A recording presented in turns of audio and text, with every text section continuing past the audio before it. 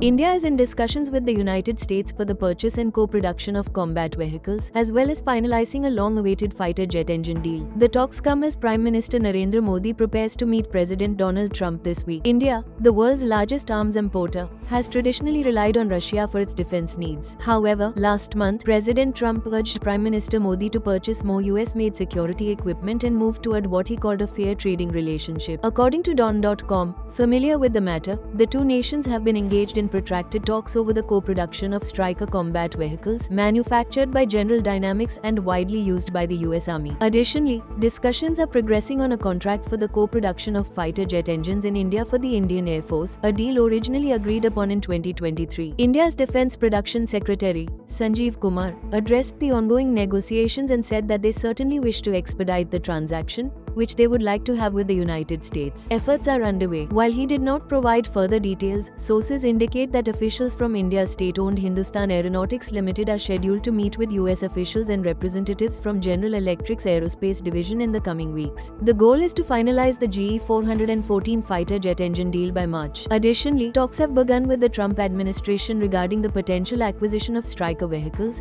following demonstrations for the Indian Army late last year. Sources suggest the plan involves procuring several hundred Strykers equipped with anti-tank guided missile systems, with future co-production through a state-run Indian firm. With defense cooperation between India and the US deepening, all eyes will be on Prime Minister Modi's visit to Washington and whether these critical defense agreements will be finalized. Stay tuned for further updates.